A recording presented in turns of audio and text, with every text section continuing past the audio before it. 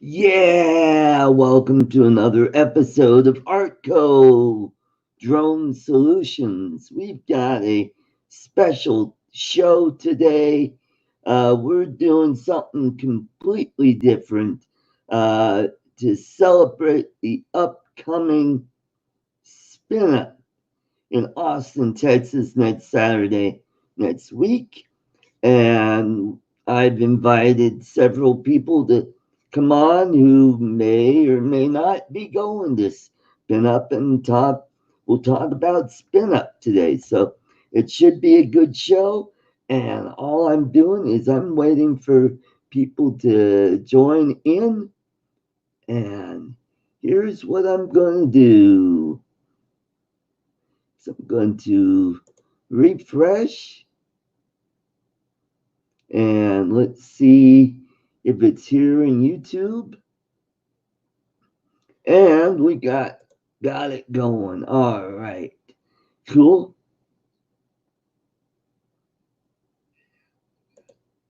All right. I'll post in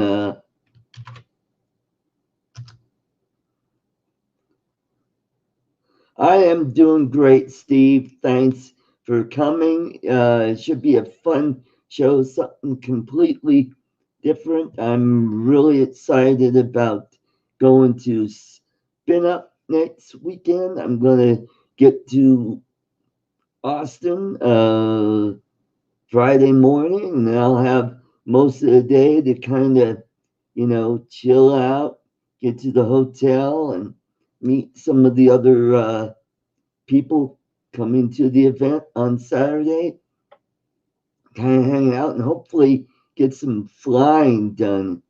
What I really like to do, if I can do this, uh,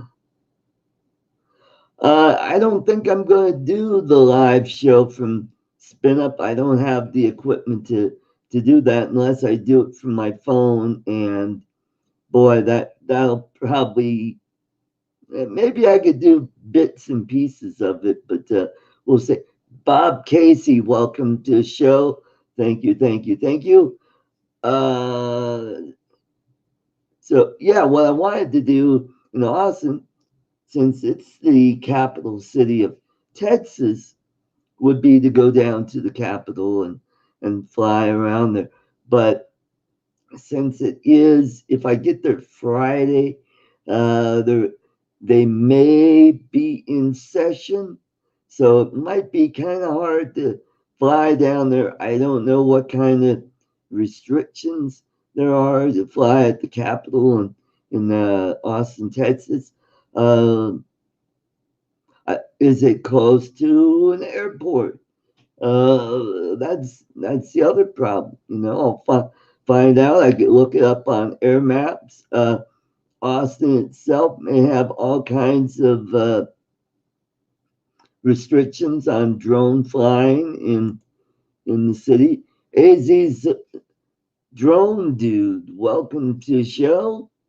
I posted a link to StreamYards if you want to come on to the show. You're welcome to be part of the panel. So should be a fun show. I have up to 5 guests tonight.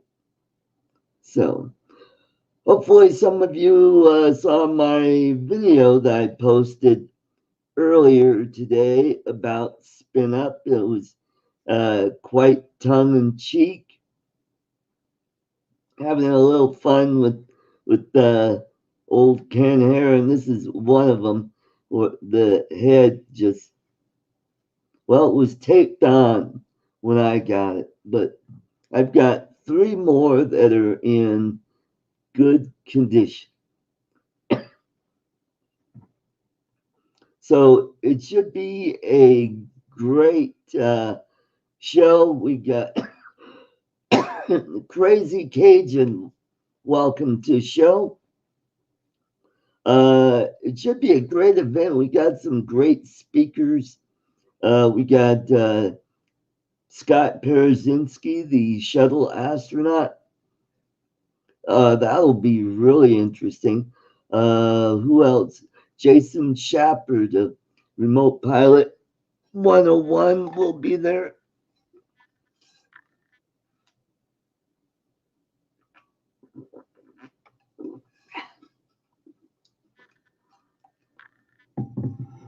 will be there, and that'll be interesting. And hey, Kester Lou will be there. He's the drone DJ.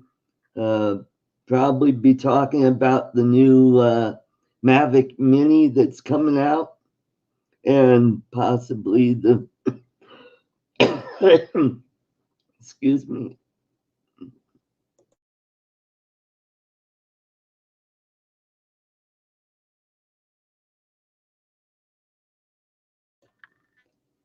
I'm back. Excuse me there. I don't know what it is. I was just fine, and then all of a sudden I got a coughing attack. So hopefully we'll get some people who want to come and join the fun, and we'll start a conversation. I went on Facebook and posted the link, and hopefully a few of the guys will come and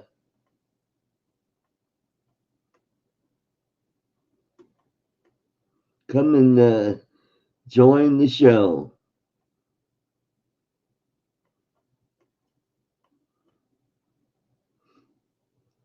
All right. Okay. So I'm back. So excuse me. We got a great show today. Who else? Oh, Dre. Oh, Passer. She's gonna be there. She's the social media guru, and then Sean Oz will be there. That should be very interesting. So and there's going to be a whole bunch of YouTubers there. So it is going to be a really fun show. So, yes, I will. Oh, no, I won't. I don't know. I'll try to do a live show. It's been up, but we'll see if maybe if I bring my tablet, I might be able to do a live stream from there. Who knows? But yeah, I could do it from my phone, and that'll be interesting. So it should be a fun show, and we'll be able to, to commiserate with each other and swap stories and uh, get finally get the meet the people that we always see on YouTube and wonder, gee, wow, you really are tall, or wow, you really are short.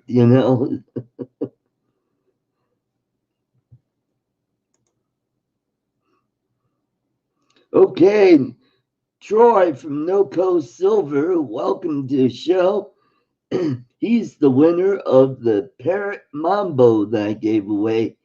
Uh, yeah, was it last week or a couple weeks ago? It was, yeah. So very exciting. QC guy. Right. Thanks for stopping in. Yeah. So yeah, go check out NoCo Silver. Check out his channel. Subscribe. Uh, he's got some interesting stuff.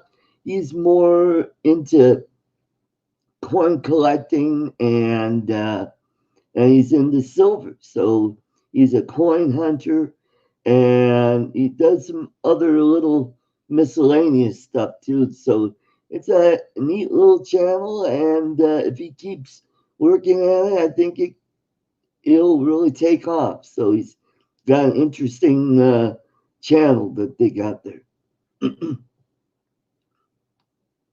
Steve Carpenter. All right, he'll be jumping in pretty soon. Okay, cool.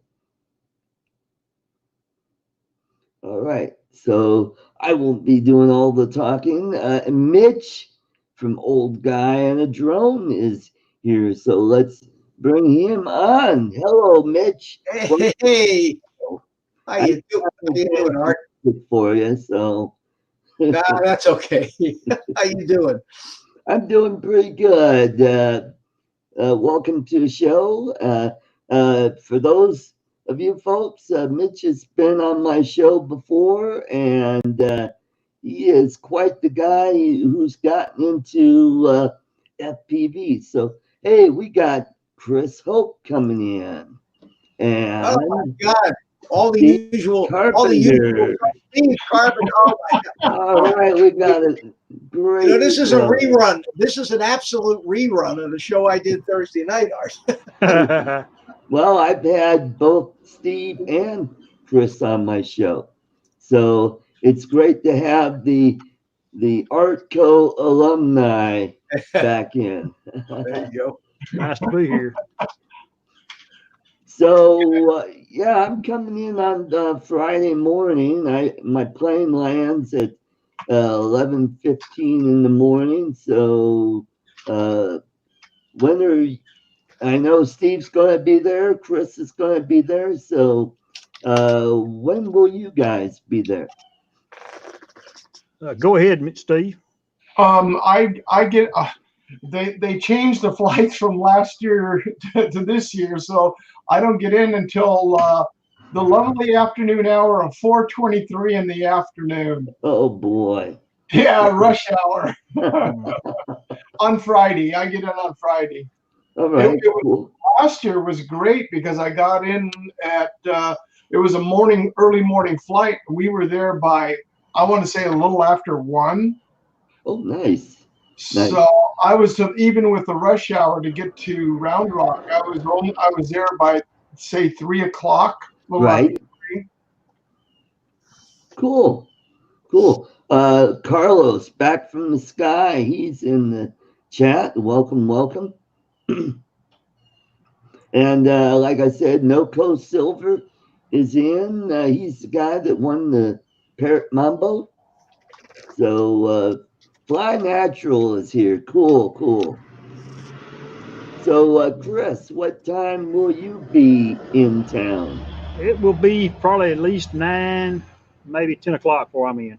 I got to go to Oklahoma City tomorrow for a whole week for some training, and I get out at noon Friday, and then I got to drive home and reload and come back. Head down, head south. Okay, cool. Well, that's a lot. That's a lot of driving. Yeah, it's gonna be a long day. Yeah, I bet. Boy, back in my stand-up comedy days, boy, I did a lot of driving.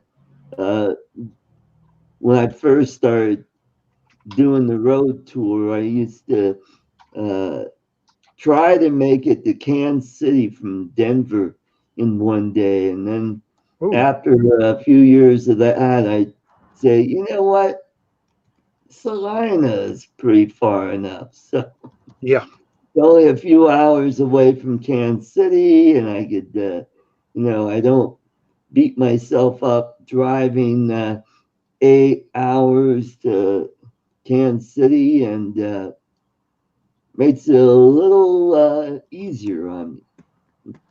I don't blame you. Are you flying in, Art, or are you driving? Yes, I am. I'm flying in. Flying. Yeah, you got my arm's tired. Oh, boom. Taking your drone with you? Oh, yes. Mm-hmm. Yeah. Well, I wish I could make it and see all you guys, but of the 4 of us here, I'm the one that's going to be conspicuous by my absence. You'll be there in spirit, though. In spirit, and I'm absolutely counting on the fact that some of you guys will have live streams from there. I'm going to see if I can get a notebook with you or something. And I'd put money on it. Yeah. I'll have my laptop with me, but I'm going to see if I can, because I just received a notice from StreamYard that it's in beta, but the Safari browser is working supposedly. So I got to go test it out. So if that's the case, hopefully from a tablet, we could broadcast live right out of the reception hall. Oh, cool. But yeah, and if you're using StreamYard, you can bring me out there to spin up. Yeah, sure can.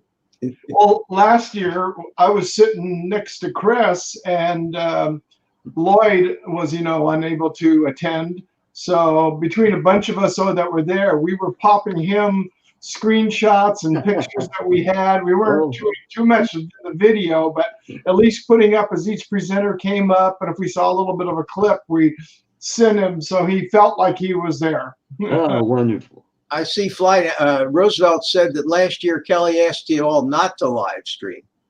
But I imagine if that was just during the formal part of the program. Yeah, it could be. I want to welcome Thomas O'Sullivan to the show. The reason why is Kelly, I don't know if you know this, Kelly runs a production company, and the whole entire event was camera, mic, everything, complete stage show. And because where Chris and I were sitting along with Dennis Lovelady, he was sitting on our table too. So was Roosevelt. So was Aldrin. Aldrin was on our table, right, Chris? Yes, sir. Yeah. And one of the gentlemen, and he's the one that won the grand prize. He won the Mavic 2 Pro. That'd be that's Don. We That's got Don. the winning table. That's Don Coulter. That's it. Thank you. Yeah. But yeah, he asked us not to do it because he was going to try to do some production with it. Well, by this time next week, it'll be all over. Yeah. Well, hopefully not. Hopefully we'll be getting together to do some flying on Sunday. Well, I know. I mean, but the formal part of it, Yeah. Well, I'll be leaving at about 6 a.m. on Sunday. Whoa. Yeah, so I'll be up bright and early Sunday morning, heading to the airport and flying back to Denver. Well, I'm sure for the week following, we're going to be treated to a lot of videos and a lot of commentary about it. You suppose somebody will have a Skydio out there? Do you think? I'll be right back, Art. All right. I don't know. If mine comes, I'll bring it. Well, no, I mean, you'd think that Skydio themselves, realizing that there's going to be a gathering of 100 plus potential customers, would arrange to have one of their beta testers or somebody mingling around out there in the crowd. Well, DJI is going to be a platinum presenter, so I don't know if Kelly would allow that. Yeah. But I know that he is this year, unlike last year, they just gave the prizes away. There was no one there representing DJI. This year, there will be people there representing DJI. Where if I wish, I may be old, but I've always been kind of a rebel, a troublemaker, Yeah. And if I had a Skydio in my hands, I'd be in the hotel lobby out there, and there's nothing anybody could do about it. If mine comes, I'm going to take it. Yeah. Mm-hmm. I don't think any of us are going to get them before next week, unfortunately. No. How about the Mavic Mini? That'd be kind of cool. I think that I don't see a tremendous uprising of joy and excitement over the Mavic Mini between you and me. All right, let's welcome Ron Levesque. He's in the chat. Welcome. And Ronald Lockwood. Welcome.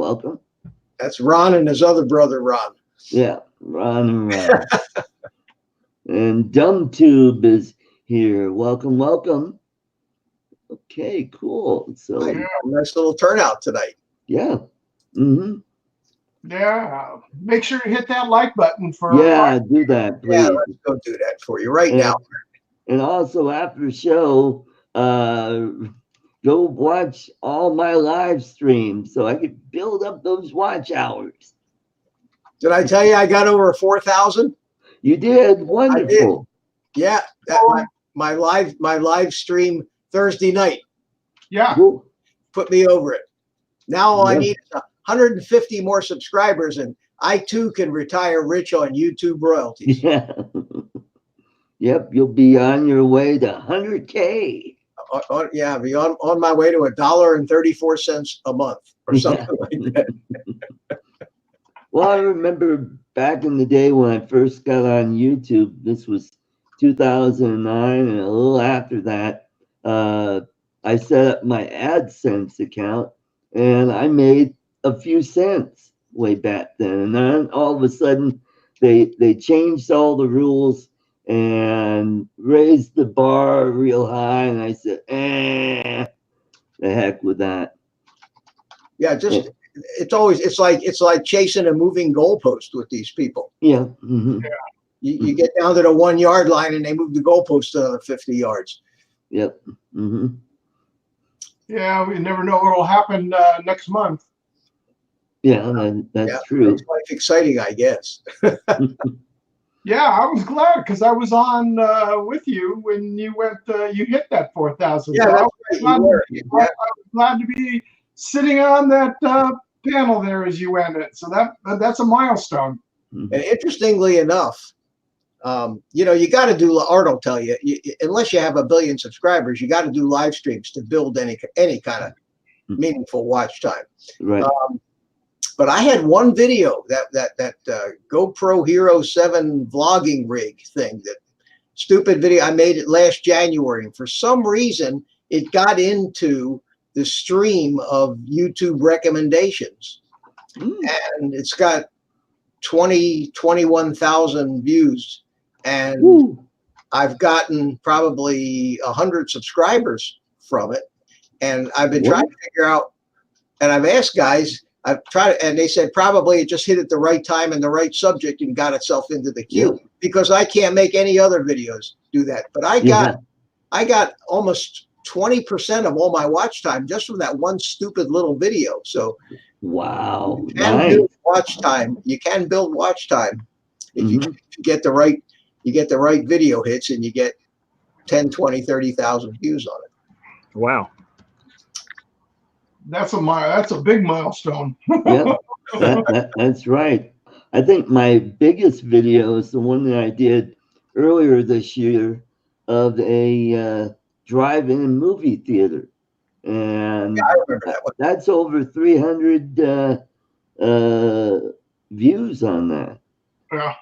Yeah. My average video goes generally between 100 and 200 views.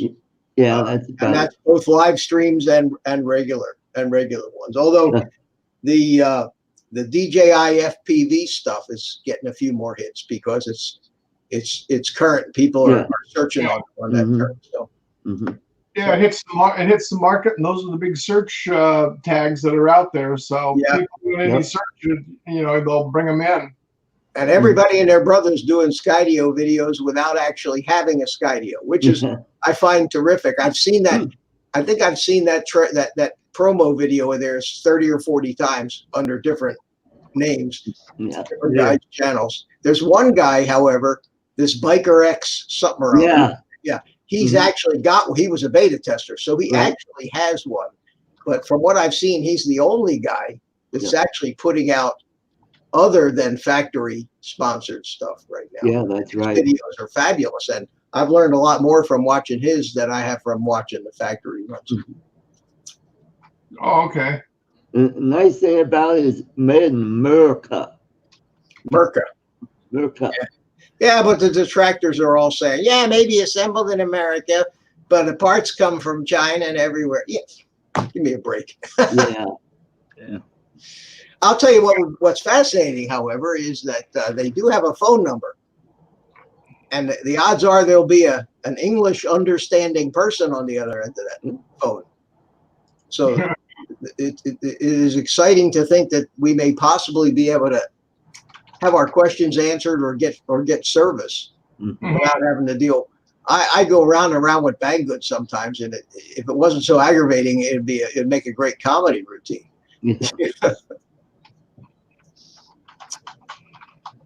Well, don't get anybody from India. Hello, my name is Rajesh. Yeah. And how may I help you? I talked to one other day. His name was Rodney. Oh. They just used an American name because it's easier to say. That's like that. Remember that Capital One ad where the guy is trying to get his airline miles and, hi, my name is Peggy. How may I help you get your air miles? And it's a guy. Mike Kelly's asking, do you guys think that Skydio will actually give DJI a run for their money? No, I don't either. It's going to. It's like saying, do you think GoPro is going to give Sony and Canon and Nikon a run for their money? Yeah. The market. They'll sell a lot of them. Oh yeah. But they are at this point in no position to produce millions of drones, and you better be able to produce just like it's like saying, does Joe's cell phone and shoe emporium are they a threat to Apple? No, it's a wonderful tool. I think so. I think it's going to be great for a hell of a lot more than just follow me stuff because of the obstacle avoidance. I'm going to get the controller and I'm going to fly mine aggressively, which I'm afraid to do with my Mavic 2s. Aggressively. I won't worry about getting within 2-3 feet of a rock or down near the ocean or a tree or things. And I tend to be very, very careful with the Mavics. I don't trust. I never had great trust in that obstacle avoidance, Yeah, I agree with you, Mitch. I'm right there. Same thing. It's going to be totally different, especially seeing all these videos that have come out with all these bike, off-road riders on their motorcycles. And the one that came out just a couple of days ago, that was the last one I saw, where he had it tracking really low to the ground. And then he got off his bike. He didn't ride into it, but he purposely got off his bike and walked into a group of trees. And that drone actually went right around the trees, tracking him the whole way through. And when it was like an opening, and it went through the opening and found its way through the group to the other side. So, wow. I mean, that's pretty impressive. I mean, I don't really have other than, I'll take my motorcycle out for a little adventure and have it follow me. But I don't really I'm not a sports guy. I don't snowboard or skateboard. But I'm interested in it for the use with the controller, flying it more like a regular camera drone, just being able to be just a hell of a lot more aggressive, closer into things without having to worry. Because if it does crash, the warranty, they'll fix it or replace it for free for any reason if it crashes. Exactly. Until I hear that they're not honoring that warranty, I don't have any reason to believe that they wouldn't. Especially, they really believe in their product to offer that kind of warranty. Mm-hmm. I think what you're gonna see on YouTube when this thing comes out is a whole slew of let's see if we can't crash this thing. That's coming. That's probably job one for a bunch of them. Oh yeah. Well, isn't the frame made of magnesium? Yes. I mean that's pretty tough. I mean that'd be a lot tougher than the plastic on those DJI Phantoms, it'll probably dent, but it won't. I think that, and this is just my own opinion, but I think they went that route because magnesium is going to be a much better heat sink than plastic is, and that thing is with all those. Can you imagine the heat that's going to be generated by the computing power? That thing is a supercomputer. Yeah, right. Exactly. A tiny little drone thing. A 156 core Jetson NVIDIA processor is a lot of a lot of heat there. That's a huge amount of heat that's got to be somewhere. Plus the heat of the video processing chips and the camera. I mean, so I think that magnesium shell might almost be necessary for something. Right. That's just a thought. Hey, I just want to say hi to Jody, Drone Shots, and we got a new visitor here, Charity Lee Vlogs. Welcome to the show. It's always nice to have some new people coming to the channel. Cool. Somebody to watch all us old guys, all us old men. talking about our new toys. Easy, easy. And Peter Carroll, welcome to the show. Oh, hey, Peter. Mhm. So anyway, I'm going to make, can I make a little announcement? Can I, on Go your, ahead. um, It's an open forum. so, I've been building these drones. I've been doing these live build drone things. Yeah. And people seem to like them. And, since I'm building drones anyway, why not? So what I did is I went in a drawer and I found out that I actually had enough random spare pieces and parts to build a whole drone, to build a whole quad. So I'm going to do that tomorrow or sometime early afternoon, 1 or 2 o'clock. I'm going to come on Eastern time, and I'm going to build a what we call a Franken quad, and see if I can't just turn all these oddball, motors and controllers and cameras and things like that into a quad that I can use as a beater. Just something that I don't really care about. There you go. And just go out there and stretch the flying a little bit and not worry about breaking it. So I'm going to do that, I think, tomorrow, sometime right after lunch. So anybody wants to stop by, I'd love to have you. Keep me company while I do that. Join the panel if you'd like. Okay. Old Guy in a Drone channel. I may have to listen to you driving down I-35, but I always like I said this morning, Mitch. It's entertaining to watch you do this. Good. I'm glad. I'm glad that somebody is entertained. The one time I got to sit down with you, and it was just me and you one Sunday afternoon. I spent about an hour with you, and we talked, and you'd zoom in, and we talked. It's a whole lot more fun for you, I know, to have somebody talk to you while you're doing that. Oh, yeah. No doubt, and especially to ask me questions, because I'm not a know-it-all when it comes to this stuff. You know I'm new at it, and I'm lucky that I do pick up things and I learn things quickly. But I've gotten some great tips from some of the guys in the chat, Jody, while I'm building these things that I appreciate. So I'm certainly not above help from anybody that wants to make suggestions or help out. But it's fun and it's nice and it's just something to do.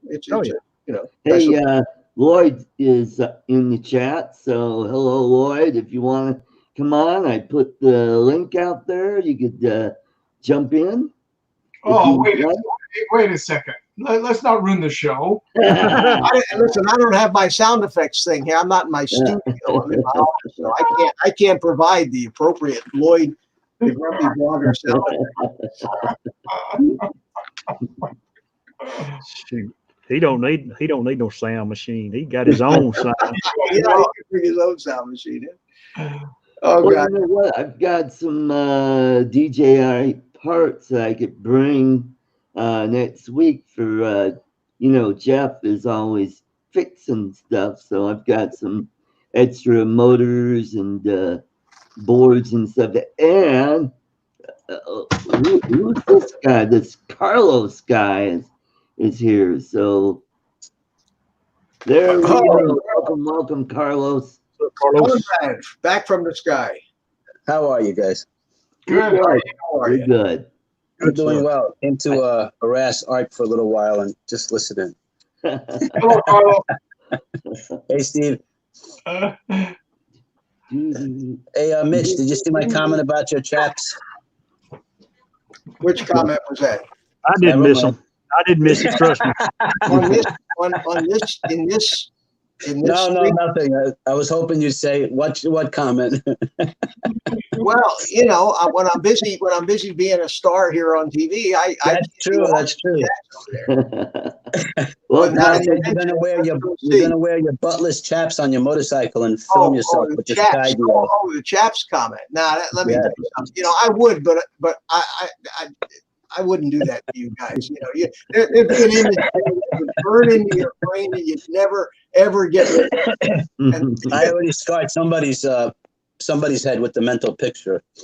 Like I used to have, living next door to me, I used to have this big fat horrid woman, and she would wear these Daisy Duke shorts and go outside and bend over and pull weeds out of her garden. And that image, I can't get that. No matter what I do, I can't get that image out of my brain.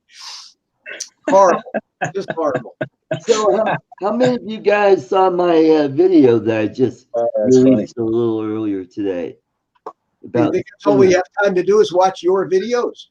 Yeah. From Man, SpinUp. rough Hey, crowd. listen, I just watched. I got my injured Ken doll Yeah. here. The headless Ken. All right, I just watched a Don Rickles special, and the attitude is rubbing off a little bit. So, Was it a roast? no, it was an appearance that he did with Larry King when he was just before he died. I mean, so he was old, but He was funny. I liked him. I've always loved that guy and that busting sense of humor that he has. Yeah. Unfortunately, I have that same trait a lot of times, and it gets me No. in a lot of trouble. Yeah. Yeah. I got Want me to give you a cookie? I think I can relate to that one too. I got the pleasure to see him twice in Las Vegas on live shows. And I'll tell you what, you come out and you wake up the next day, your stomach is just in knots from laughing. I bet. He was funny, and he was allowed to be funny. You know, the kids today missed an age of comedy. Yeah. That Yeah, that's right. all the old comedians that we grew Oh up. man, you just reminded me of something. So I went to the mall today, and I see this sign at the bathroom, and it says New York State law says that you can use the single gender bathroom depending on what you like, basically how you felt that day, whether you were a male or a female. I'm like, are you kidding me? So I was trying to decide whether my wife should switch just for the hell of it. I go into the women's, she goes into the man. She said, I'll walk in like this. And you walk in like that? This world is going crazy. I'm in New York for anybody who's wondering, but I just couldn't believe I saw that sign. My son actually said, Dad, you need to get out more because I don't see signs like that.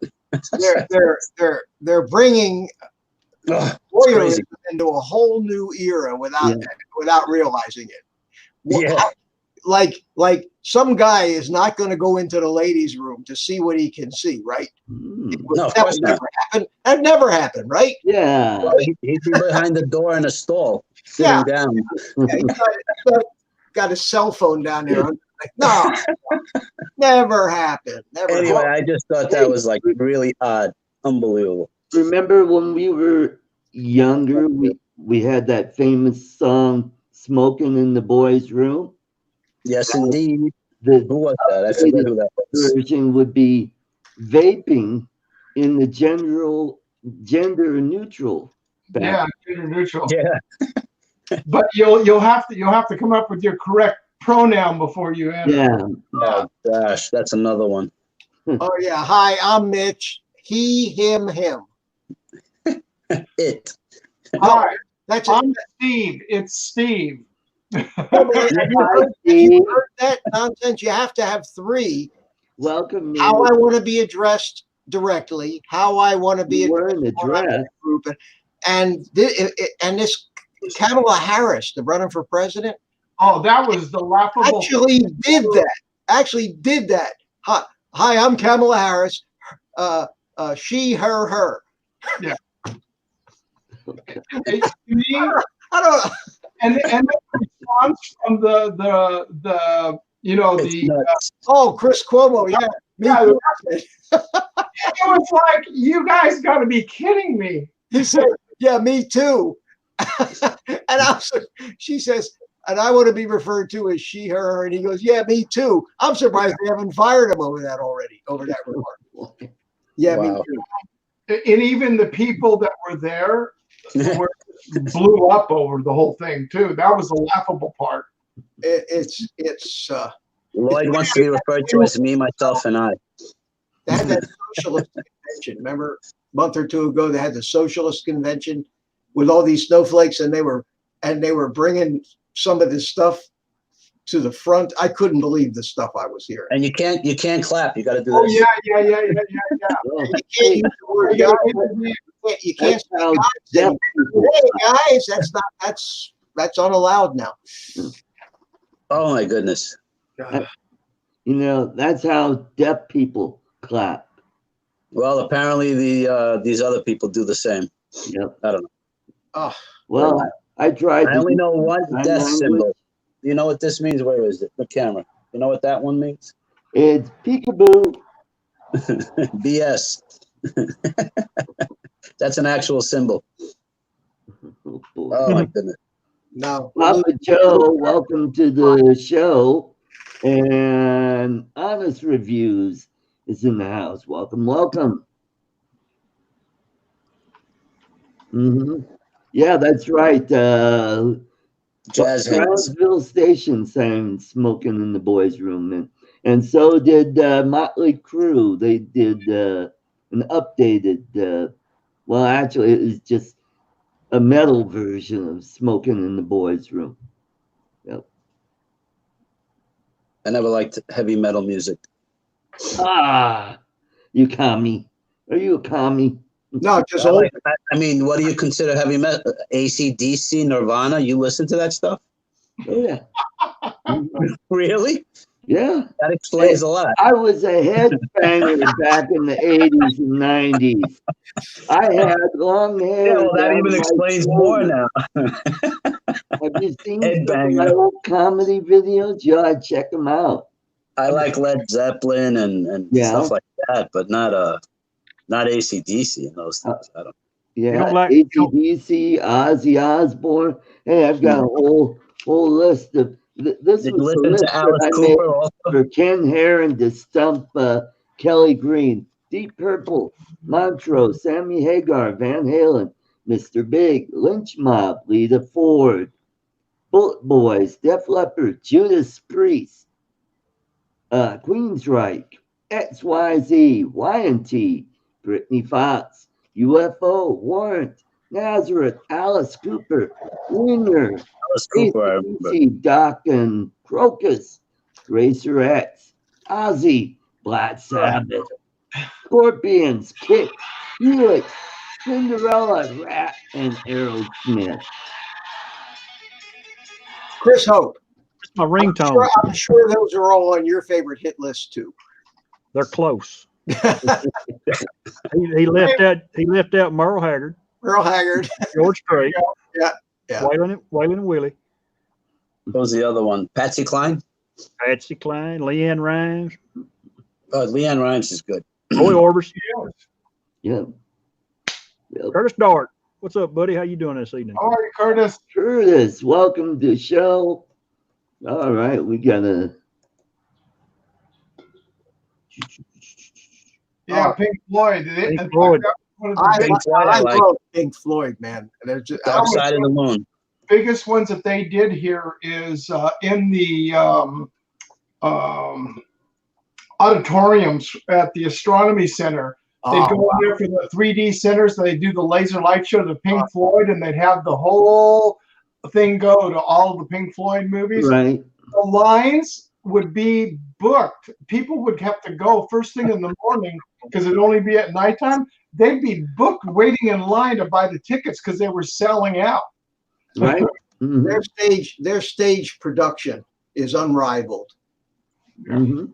The light, the special effects and the lights. And my favorite Pink Floyd song is "Comfortably Numb." Yeah. I love Mhm. that song. I like the whole Dark Side of the Moon album. That's a pretty good one. Yeah. Them boys for them Whiskey Myers. Y'all have heard of Whiskey Myers, right? Yeah. I can't say that I have. They're a kind of a Leonard Skinner type band. There's five or six of them, and they're from Palestine, Texas, which is about 30 minutes from me.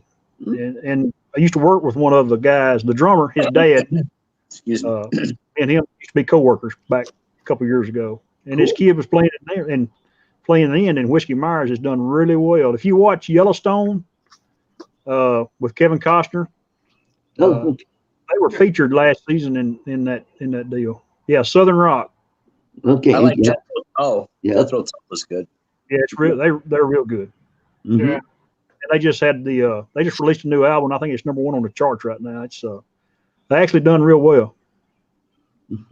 There you go. Breaking Bad fans? Any of you guys like Breaking Bad? Breaking The Bad. movie, yeah. The series. Never watched it. Yeah, they just put Yeah, out I did.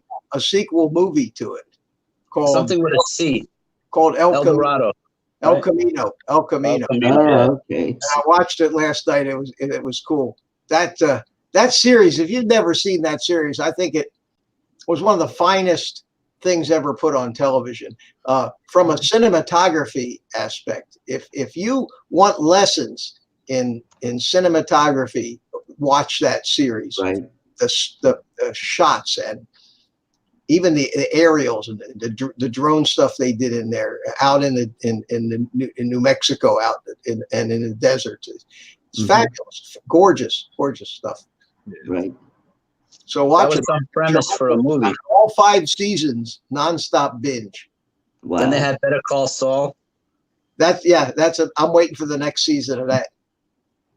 Right. So it's called El Camino El Camino, yeah, and it's the story of the young what kid happened now. to Jesse Pinkman after he escaped Right. at the very end of the series. Right. I'll have to check that one out. Yeah, and it had most of the cast from Breaking Bad did have some cameos in the movie. All right. Aerial views and histories. UK, welcome to the show. Hey, here's a question I got for you guys. How about the sitcoms of the 70s and 80s? All in the Family.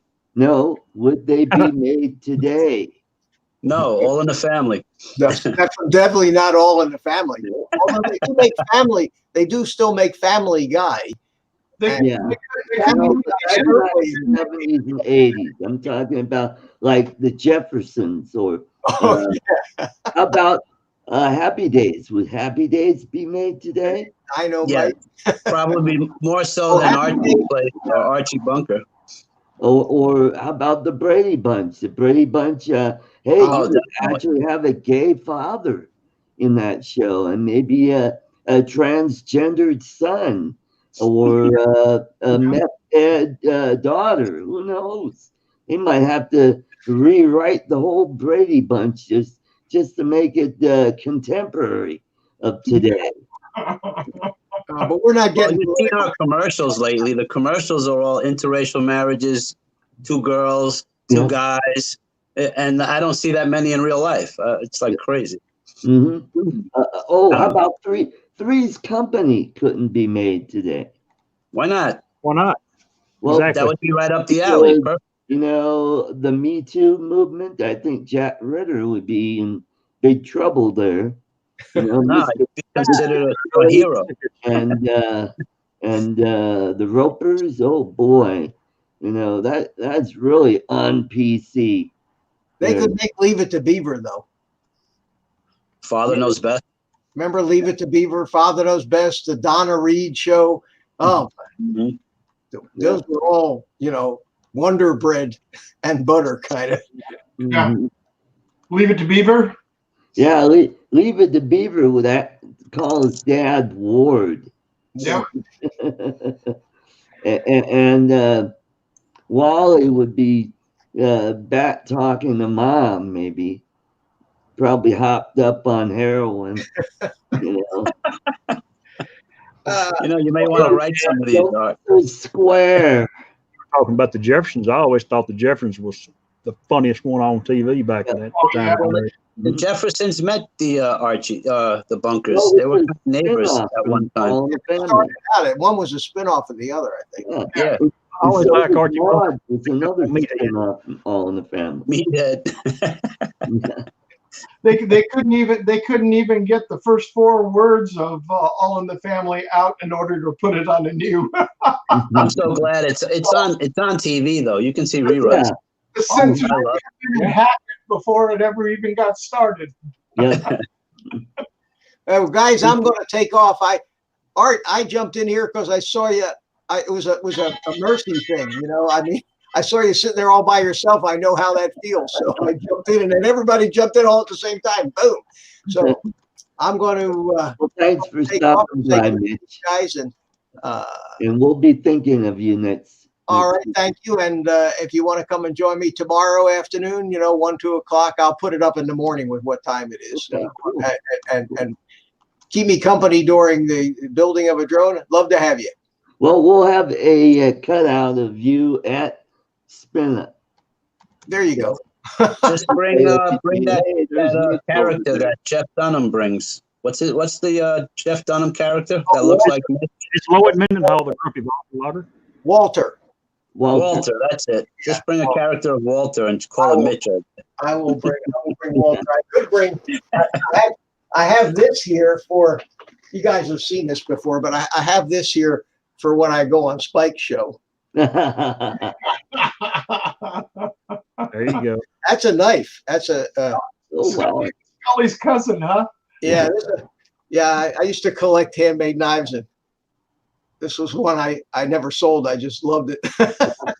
Well, it Mitch, has, believe it or not, I don't know if you can see this, but it has a coffin.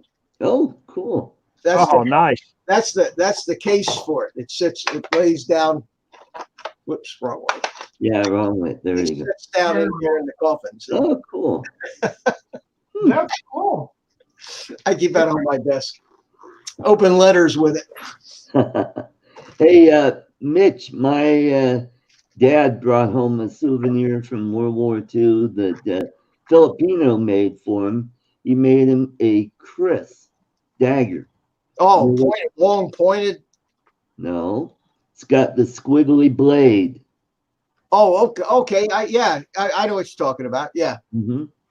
Yep, Cool. it's got like a 8 or 9 inch blade on it with the handle is made from a carabao horn, which is a water buffalo.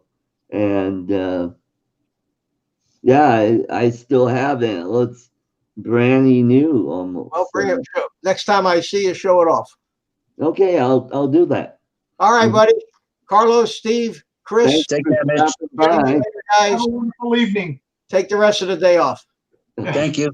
You too. All right, now we got room for Grumpy if he wants to come in. You know, it'd be great if we could get Oz by drone to jump in. Yeah. All right, if you need room, I'll back out. Just so you know. Yeah. All right. Okay. So Feel hold free to on. say, Carlos, get out. I will not be offended. No, neither would I. Let people rotate in. There Yeah. you go. That'd be good. Maybe we could do a marathon show like Spike. Well, you get your hours up. I mean, your 1 hour shows aren't going to help you. Yeah.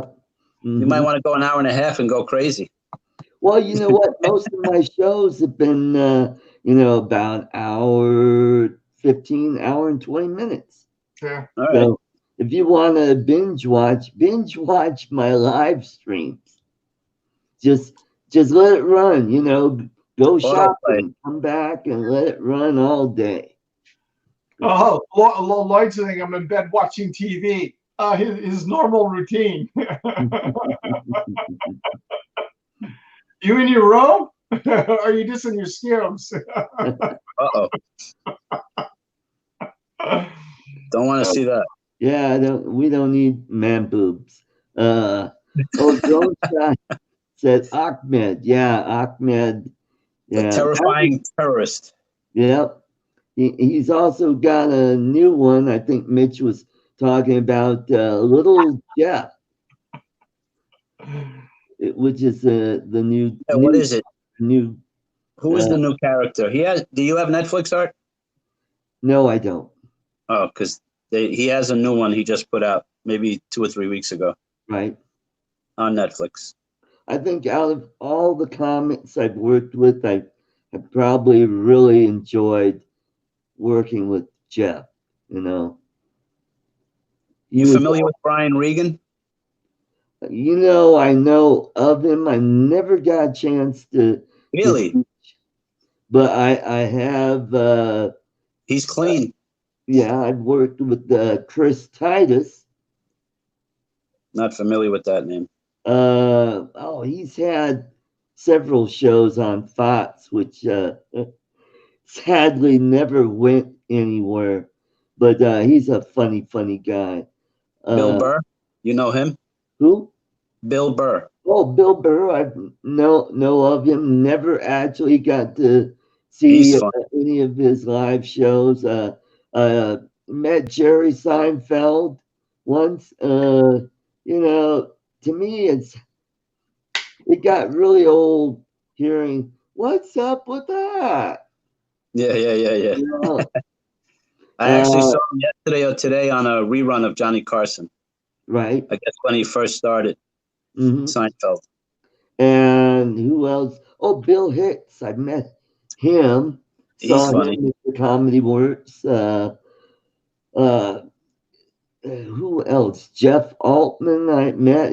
That's going way back. He's been around but you haven't seen him in a long time. Uh, who else? Louis Anderson. Sinbad. Like one of the first big comics I met. Say Sinbad? Yeah. Back in, this would be 84. He looks totally different now because back then he had a mullet and a Fu Manchu mustache and feathered earrings. Oh, God. Did you know he played with the Globetrotters for a while? Really? Yeah, he was Wow. a pretty good basketball player. He played at University of Denver, and then he blew his knee out, and that was the end of his basketball career. They were pretty funny, those guys. Mhm. Yep, I got to see the original Globetrotters at the Olympia Stadium in Detroit. Ever meet Bill Cosby? No, I never got a chance to, but he worked at a nightclub that was very close to where I lived in Denver, and I missed out on seeing him, and Joan Rivers played I there was quite a bit. thinking that name, Joan Rivers. She was pretty funny, actually. Yep. Yeah, without a doubt. She had a pretty sad story, though. Her husband committed suicide, from what I understand. Yeah. Mm-hmm. Mm-hmm. And But then she died he of wouldn't be allowed nowadays either. She's yeah, not politically true. correct. Yeah, they'd say she's too mean, can't do that. And They I took all the fun out understand of humor. Roseanne is touring with Andrew Dice Clay. Oh, Andrew Dice Clay. Yeah. He's a character. Yep. Yep. One Can't time, repeat any of the stuff he says. you remember Pauly Shore? No, Yeah. no relation to Kelly. I saw him once, and I'm like, going, "You're either into his stuff or you're not." It was sad to watch, but he's got a great following because MTV made him big. Mm-hmm. That's what launched his career. Dennis Leary got started on. I remember him too. And Did you like Eddie Murphy at all? Who? Eddie Murphy. Oh God, yeah. I haven't met him. Never saw him live because, well, when he came through Denver, his tickets were so expensive. And who else? And some of Cheech and Chong was okay, Oh, They Sam were, Kinison. I saw him. I didn't like his delivery, the yelling. Oof. What? Right? Yeah. He was too intense, too loud. Yeah. See this? This is sand. Move out of there. Yeah. Then there was the guy that played in Police Academy. He had a strange delivery also. I forget his name right now. Remember what I'm talking about? Goldweight. That guy. Yeah. I met him a couple times. Pretty funny guy. But now he doesn't do that voice anymore. He probably used it up. Well, I think that, and he also took that character as far as he could. I guess, yeah. You got That what they dinner call waiting for you, typecasting? Steve? What's that? You got dinner waiting? You're looking at your watch like, You have dinner waiting. what time is Oh, no. this show over? No, I was just thinking what time it was. He's writing those contracts for the cement shoes. Yeah. No, they're out. They're already set. Gotcha. And you know who was good? Unfortunately, that died is Robin Williams. Yeah, He was really like just off the cuff, I saw improv. him twice live and phenomenal. yeah, I saw him. San Wow. Francisco up at the Palace up there, and then up here in San Diego at the Comedy Club in Los Angeles. Right. He was natural. Yes, I saw him at Smart. the Rainbow Music Hall. They had a benefit show for one of the local comics who was in a train accident where he had his arms crushed by the train. And so to help pay for his medical bills, they had Robin Williams was the headliner. Roseanne Barr was there. Wow. Who else was? Oh, Louis Anderson was there. Jeff Cesario. Ross Bennett. Tommy. Oh God, I forgot. Senior moment. Who? Senior moment. Yeah. Well, welcome back, Fred. What I miss, man? We're reminiscing on comedians. Yeah. Did you That's like where- Steve Martin? I love Steve Martin. Yeah. I love it. I love him more now that I know he can play the banjo. He's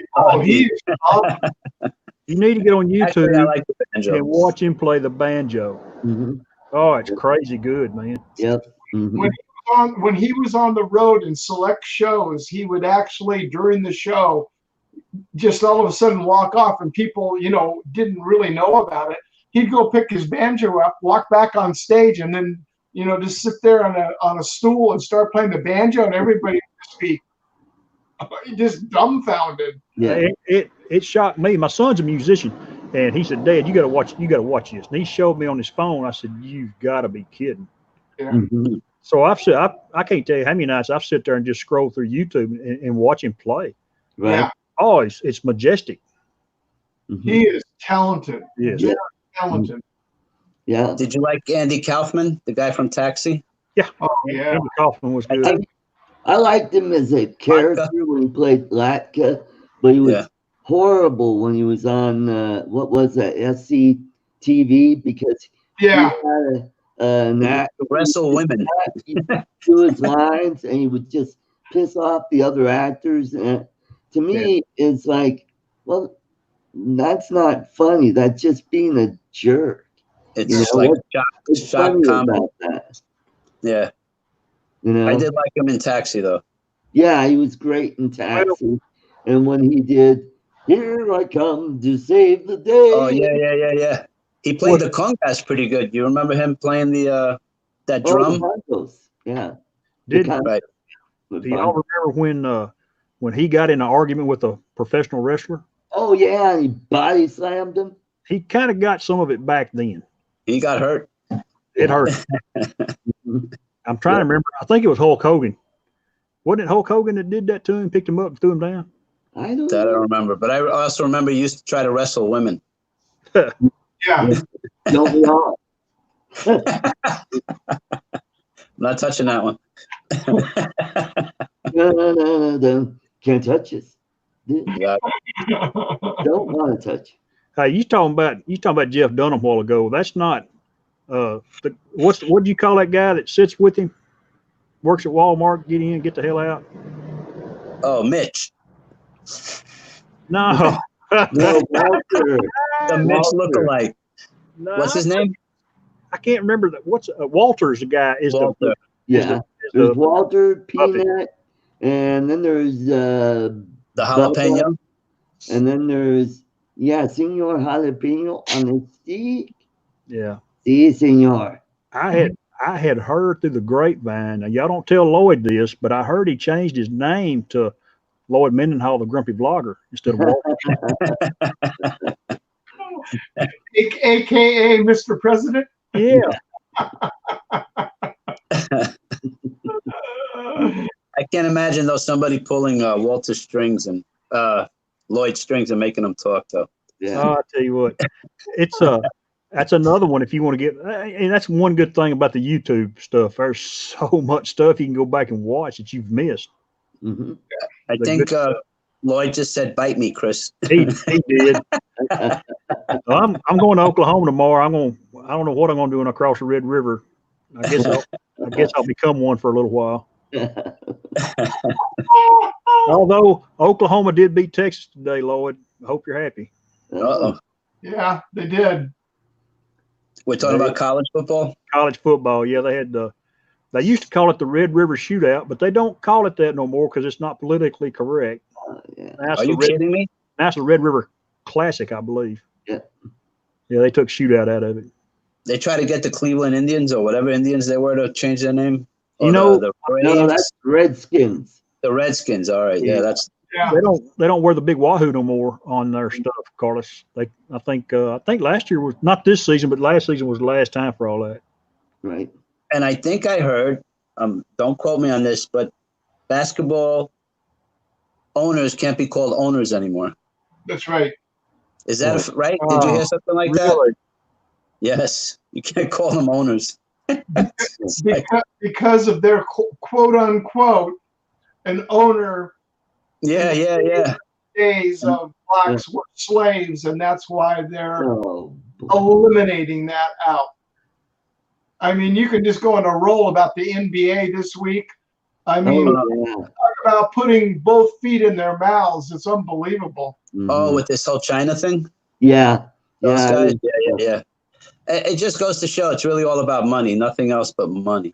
That's all they're interested in. I would boycott any of these. Well, I don't watch them anyway, but even more, make them hurt. You know, it was ironic. This is going back, God, almost 40 years ago. I mean, I'll watch a professional football game every once in a while because I used to be a big Cowboys fan. Yeah. And even with the Rams being here, and we had the Raiders when they were here in Los Angeles, I've always been a Cowboys fan. And after going through my apprenticeship, electrical apprenticeship, we had our classes were on Monday and Wednesday nights. Oh. So we missed Monday night football in essence because it's the same, just like regular schools, you'd work during the day and then go at nighttime. Mm-hmm. So for 4 years, we more or less missed every Monday night game that was ever there. Well, come time football starts up, right? They play the first game. This is on the 5th year now. The second game, they went on strike. All of us were sitting there. We found out, and that's when they plowed out and they pulled it. I think it was within 2 or 3 hours of the game time, they pulled it. They weren't going to play. They all boycotted. All the players did. So we just sat there and said, guess what? You're going to quabble about all the millions you make. And, for 4 years, we couldn't even watch it. And now you have to do this. And I just said, and I haven't watched really any major pro game since then. Right. And they only play about 12 minutes of actual gameplay in a 3-hour game. Yeah. The rest is making a play, timeout, and whatever. Yeah. But it's maybe 12 minutes of actual playing time. You times that, 16 games a year? These guys are making a lot of money. I mean, they put themselves in harm's way, but it's like Mariano Rivera was getting paid $20,000 a pitch. Yeah. When you add it up, that's the amount of money. The baseball, when baseball decades back, my stepdaughter, they got to actually the local high school that she went to, they were like the number one, what do you call it? Not cheer squad, but there was a competition squad of girls that would go out all over California, and they would win it. Well, they got invited to the opening ceremony. Well, that's when all the people were boycotting the games because when they were going to go on strike. And I went in there, watched her perform. We got up and we left the game. Went back out, and on every single windshield at Anaheim Stadium, there was a flyer in the windshield of join the boycott. And they had a local boycott there just to go against the Angels, not even to going, nationwide. And I'll tell you what, they took a big hit that year. Yep. Hey, Mike Roach is in the chat. Welcome, Mike. Welcome. No, welcome. people don't realize the power in numbers. If we all decided to say, you know what, nobody buy Coke, they'd lower the price. I mean, we could actually decide what prices could be if we all Right. together. Carlos, But then if there's not ahead, sir. enough of us. no, I understand, but people don't realize that they actually have power over retailers or business. You know, that's I follow the Cowboys, and to go watch a Cowboy game up here at the AT&T Stadium, I think it's going to cost you at least $300 to $400. Yep. That's parking, and that's just getting in the door. Now I don't know about the food. I'm quite Not buying sure. anything. Wow, I'm sure it's about probably $8 to $10 for just a Coke. a beer, Yeah. which is nuts. A 12-ounce beer for what, $8 or $9? That's crazy. Yeah. Well, what was it? Remember when Yankee Stadium did the huge remodel? Yeah. Yeah, when that went through, those, you know, of course, the ones that are field level seats, those ones that, you know, are all the, you know, owners and annual subscribers to it. Those seats were going for $1,500 a seat. I have a client that has two of them in his man cave downstairs. Oh yeah. Yeah, the Yankee seats. Yeah. You know, and, the folding ones, right? The ones that fold down. Oh, the old ones. The Okay. whole stadium. The real stadium. No, I'm saying for a game, in order to get season tickets, Oh, it's actually. Oh, okay. $1,500 for the Yankees. Yep. After they remodeled it, it was $1,500 a seat. Then you're buying every single home game at $1,500 a seat. They had to bring people down because they weren't selling them. Because I have a friend of mine that works here at Anaheim, so they were getting all the inside scuttlebutt, and they said they were bringing people down from the upper level and bringing them down to fill the seats in, so it looked like it was filled up. They couldn't sell the tickets when it first came out. Wow. I had a client that gave me 4 tickets to go to. He said, "Yeah, you'll be sitting next to Giuliani." Another client of mine was a ticket scalper. I sold it to him for $450, almost $500, and he would probably turn around and double or triple it. But right, I had no interest in going to the Bronx, sitting in traffic, and watching baseball. Oof. Yeah. I'd love to go. Really? Oh, I would. I'd go if I had a chance to go watch the Yankees play. Really? I was fortunate enough to be in Boston in the spring, and a week before they played, and got to go through the ballpark. It's not exactly the team. This is the way I feel about the teams and what they're playing. It's the experience. Yeah. I hope to see, and I plan on going to watch Boston play. I'm not a Boston fan. I'm a Ranger fan. I don't care how crappy they are. But man, I'm going to tell you the experience of being in a historical ballpark like that. Yeah. Oh yeah, because you know the Angels, when they play against the Yankees, we play them. I'll tell you what, you want to see sellout games every time it's the Yankees come to town.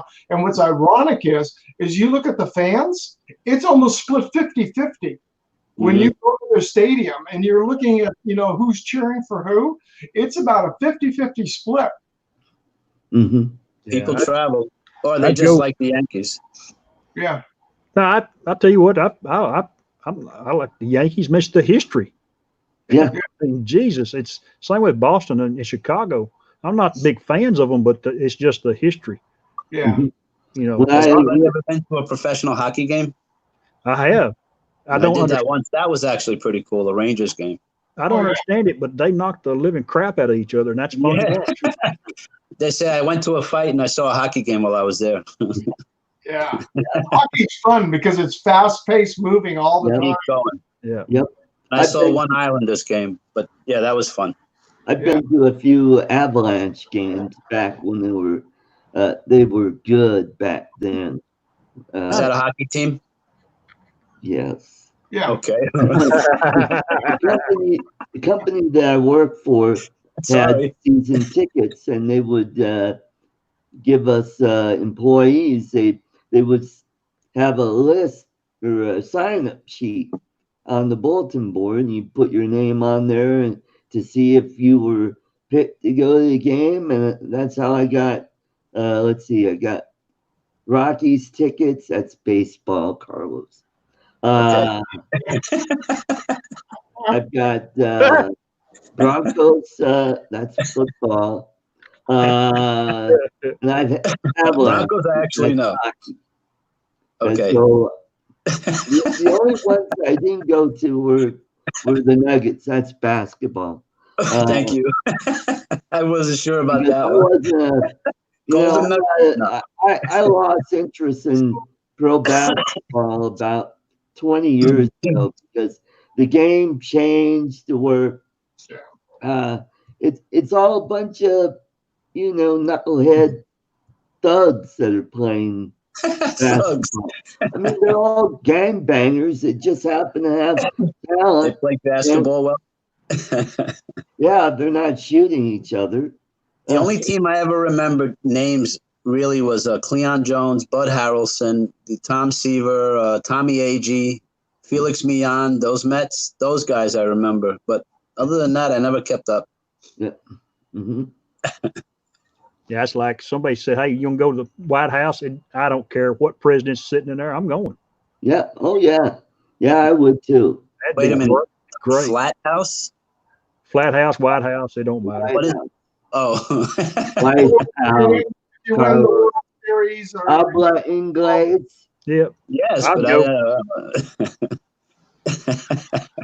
If y'all oh, yeah, maybe I'll be there. if you guys ever get to Texas and you get a chance to stay in Dallas for a couple of days, they got the museum all about John F. Kennedy, from in the old school book depository, the 7th floor, they call it, museum. It's awesome. It's a great experience. You can actually see the window that Lee Harvey shot him out of.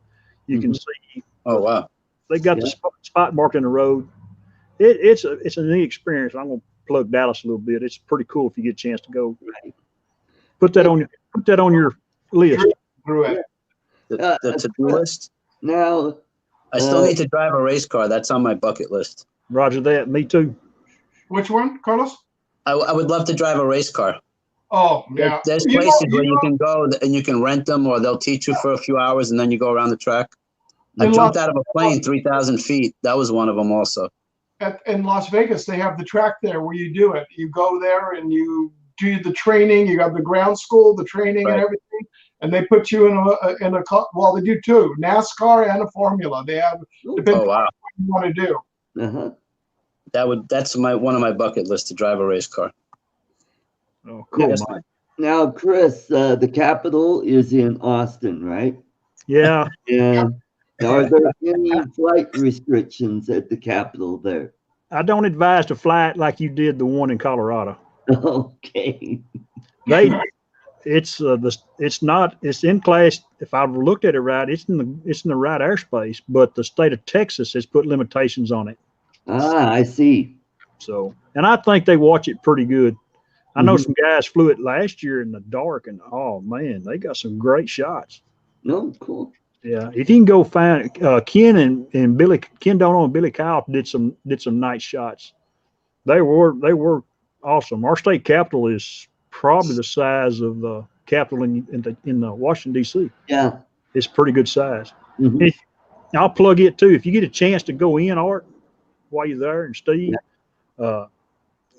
you can go through it in about 2 hours, 2.5 hours. You can see all the history, but it's just another beautiful piece of structure, engineering. Mm-hmm. It's really nice. Yeah, I got a little bit of flack from some local droners when I flew the Capitol in Denver. They were saying, you can't fly in the park. And I go, I wasn't in the park. I was practically on the steps of the Capitol. There was an open area there where there was some seating, and it just worked out great. And I wanted to be on the east side because it was morning, and I wanted to get good sunlight there. Now, the only thing that did kind of concern me is once I started getting up, I did get a no-fly zone warning for the detention center, but that was like blocks away. That's on the west side. I worked down the street from the Capitol, and I knew where that detention center was, and I'm like, I'm not going to fly anywhere near that. So otherwise, you end up in it. yeah. They would have given you a free tour. Yeah. Yeah. That'd been one of those you really didn't want the experience. Yeah. Yeah, there's places to fly around there though, Art, and I know Kelly will have some pretty good ideas. I know Lake Travis. I think you can fly over there. Then there's actually a park that they'll probably go fly Sunday. GMAC can go over Friday by that ballpark there in Round Rock and fly it. Okay, cool. I'm hoping I can find a spot where I can get a picture of the sun coming up through the Capitol. Oh, that would be awesome. I'll have to get up early and go over on the west side of the Well, that Capitol. would have been really nice if I could have done that at the Capitol here in Denver, but that's probably my last time I'll fly there. Now, Yeah. there's a few other places in downtown that I could probably fly, like the old Median F Tower, which was a shopping mall that was built in the late 19th century, and the tower is still there. The rest of the store was torn down back in the late 60s, and they left the tower. It's supposed to be a copy of the St. Mark's Tower in Venice, and it's got a clock in it, and it's quite impressive. For many years, it was the tallest building in Denver, and that would have been a really nice place to fly. And then there's a few other places. There's the Pepsi Center, and there's Coors Field, which they're not playing baseball there right now because their season's over. Then there's Elitch's amusement park, which is nearby. So there's a few places around downtown that I'd like to fly. Yeah, that you're right, Grumpy. The Daniel and Fisher's building. Yep. A 5.8 earthquake in Tokyo. This just happened, Curtis, I guess. Oh It's a wow. question mark. I don't know. Wow. I was in Misawa, Japan back in '95, and we had a 6.9 earthquake. You've been to Japan, you said? Yeah, this was in '95. I did a USO type tour, Cool. Japan and South Korea, and our first night was at Misawa Air Base, which is on the Pacific side of Honshu, almost by Hokkaido, which is the northernmost island. And just a few miles away, we had a 6.9 earthquake hit at about 7:30 in the morning, and I could feel my room shaking, and I was like in a half awake state. I thought the other comedian snuck into my room, and Thought it was a fat lady jumping up and down. And I could hear the paintings rattling on the wall, and then I That's woke got to be scary. and I'm like, oh, holy crap. And I ran right to the bathroom because that's You needed the it. safest part. Well, because if Sorry. there's an earthquake and you're in a hotel, that's one of the safest places you want to go is in the bathroom. You get I go pooped into the himself. bathroom. Yeah, Hey, just come to California, Art. there you go. Yeah, I don't know how you stay there. Tour of downtown Hollywood. You know, you never know what you're going to see. Well, we were over there for 3 weeks. We went to several bases around the Tokyo area, which ironically, one of the bases we went to, my father was stationed in 1945 as part of the occupation force. So then we went down to Okinawa, which was really nice and warm down there. It's kind of like, well, it's kind of like San Diego. It's subtropical, and this was in January, so we had 70-degree days there. And then we flew from there to Seoul, South Korea. Took a 4-hour bus ride to Osan Air Base, and it snowed there. So we Anybody read what Grumpy just wrote? Okay, I'm going to try to get in one more nap before bedtime. It's already like yeah, Jeff Still said the same thing because I sent him the link and he goes, "I'm napping at that time of day." Well, he's got to have 5 a day. So I understand. I gotcha. he's got to wake up, then have a nap, then take a Yep. and then nap, and then he'll do lunch, and then he'll have to go out and pick stuff up, and then he comes back, has another nap. Right. Does anybody here sleep more than 5 or 6 hours straight without getting up? Can you sleep 8 hours straight? I try, but Yeah. usually I'll wake You up after can? 5 hours and then I'll go back to sleep and get up an hour or so later. I get around 6 to 7 hours. I'm more of a 5.5, 6 hours. Then I'll nap during the day. I'm about that. You know, I'll sit there and run about till midnight most times, and then hit the sack, and then up around just before 7 o'clock. Right. You know, Okay, that's not bad. Well, I go to bed at 8:30 and I get up at 3:30 most of the time. Why do you go to bed? Lucky. Why do you get to bed so early? Because I work from 6 to 4. Okay. 2:30 every day. But this last week I worked overtime, and I worked 6 to 4:30. Gotcha. Yep. No, I wake up early even on a Saturday or Sunday. I just get up, whatever it is. Me too. Mm-hmm. Can't help it. I used to be that way because of working construction. Back when I was out in the field and working during my days of being there, and even when I had my business, 2 businesses, different businesses, Right. For electrical contracting, you know, we're on the job working at 6 a.m. So depending on where you're at, you know, you're out of the house, say at 5 a.m. You're out by 5 for an hour drive, or I mean, our office was from where I live. Not even 30 miles, more about 25 miles away. So you'd be there in a half an hour. But like when I was working at Disneyland, we would be on the site before 6 o'clock. I thought you were a character. Just kidding. I did installation of fire sprinklers. We used to work 7 to 3:30, but my longest stretch was 12 hours a day for 3 weeks straight. That was a lot of work, man.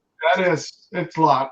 Well, the working there was the longest stretches of time we had, because we had a project to retrofit all the fire alarm system in the original Disneyland.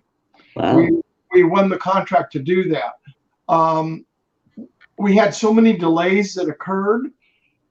Disney California Adventure, they came to me and they said, because I was a project manager for it. So they said, well, will you come on and stay on for Disney California Adventure? And I go, okay. And my company was actually doing the work. Uh-huh. So I left my company to oversee my company. Those were the longest days and longest periods of time when you're working there. In order to get an entertainment section open, you work nonstop. Didn't matter what it is, you will work and it will be open on time. Yeah.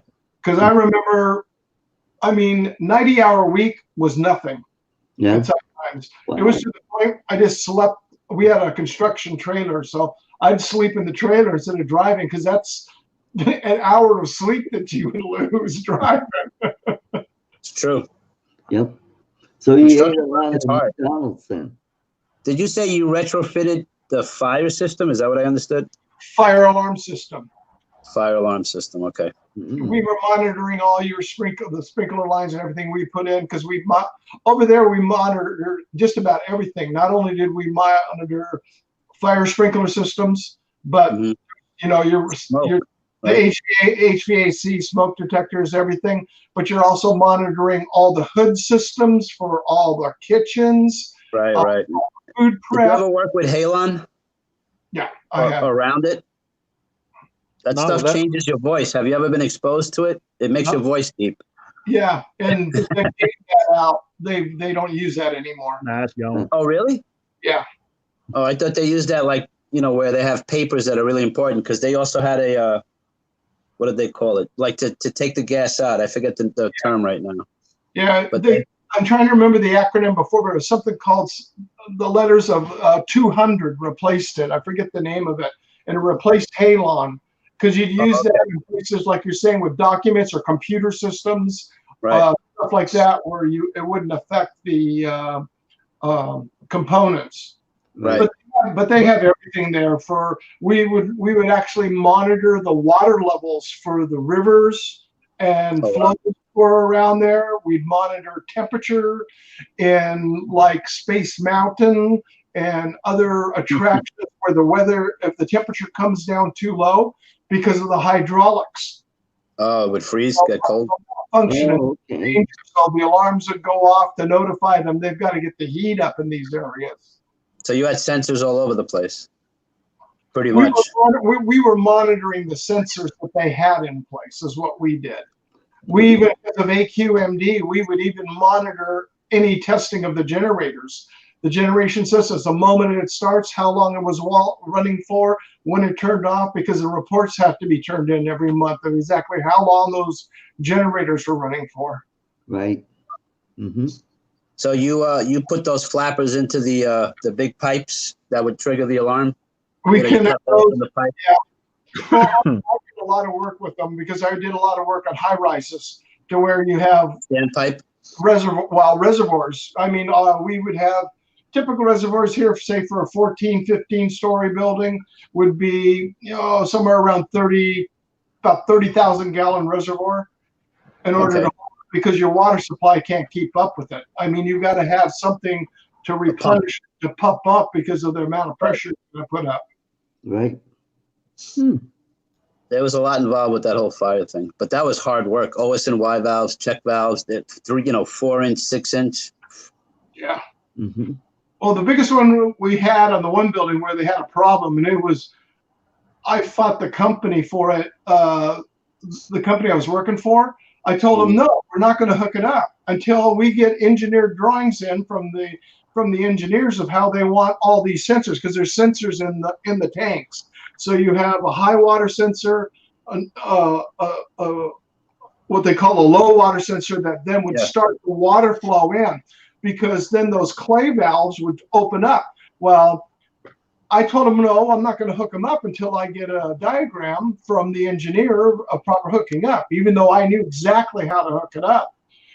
I take off on vacation, and the general foreman came to me the morning I got back. He saw me come up. He says, please pray to God you kept those documents that you waited for them to hook up, tell you to hook up and everything. I go, yeah, why?